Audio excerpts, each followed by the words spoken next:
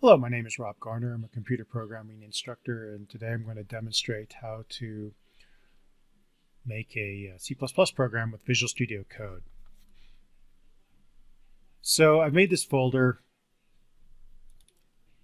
and I'm going to open it up with code.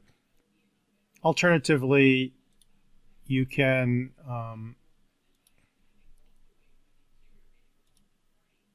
open folder and open up the folder there. You can even make the folder in here. But once you have the folder open, let's make a hello world. So I'm just going to make driver.cpp, and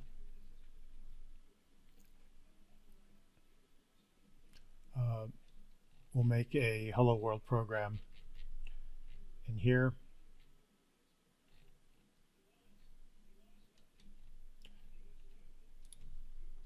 We'll add an include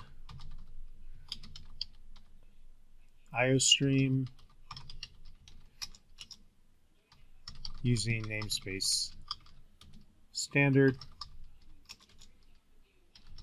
Make our main program, and we'll just output hello world.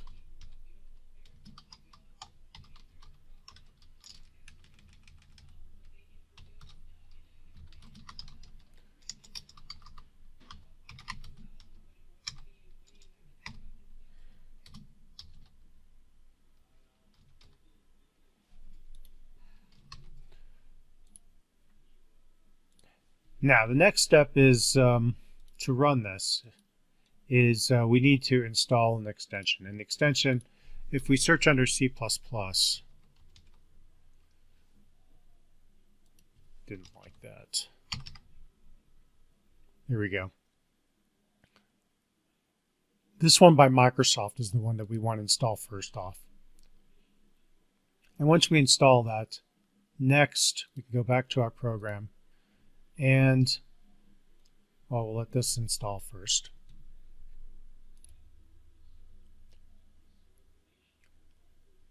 So now we've got this extension installed, and you can go to here and it will give you documentation on the extension. And I'm actually just following these instructions here.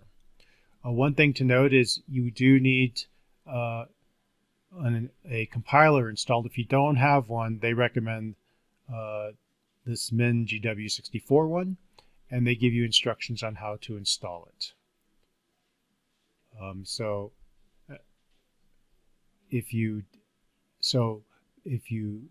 way we can check to see if we have a compiler installed is we can open up a terminal, and we can see, put the name of the compiler. In this case, it's called G++, -- version, and I went through and already installed this compiler, so it gives me back the version. I know that I have that installed. So once we have that, now the next thing is we need to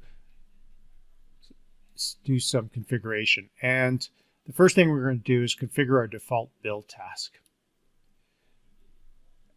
So once I build it, whatever compiler you've identified that you've installed or that you want to use, you'll identify here. So I'm going to build with G++exe, and it will add a VS Code folder, and in there'll be this tasks.json, and this tasks.json is my build task.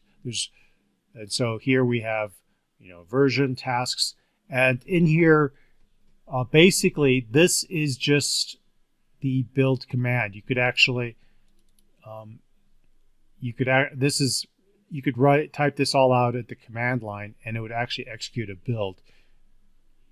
This JSON file just holds the configurations we need to build it. And you'll notice that here it has a number of placeholder values, which it can figure out what to build. So when we open up this file we say build. If we do the build task from here, it'll actually put that file name in this location. And then this is the output folder and where the executable file will end up. This is the working directory, which is the main directory here. File dir name is VS Code CPP demo, for example. And so you can actually go in here and you can modify these things if you want to put your folders in different locations. So we'll look at that a little bit later. So once I have my tasks.json, I can go to my terminal and say run build task. Notice that there's a shortcut here, Control-Shift-B. When I do that, a terminal is opened and you can see it built and it finished successfully. So the next thing I want to do is be able to run it. So to run it, I'm going to go to the run folder and I'm going to add a configuration. And again, this is going to create a VS Code file, a JSON file that's going to add a run configuration. For G++, we're going to use GDB here. I'm going to pick that compiler, g++.exe. And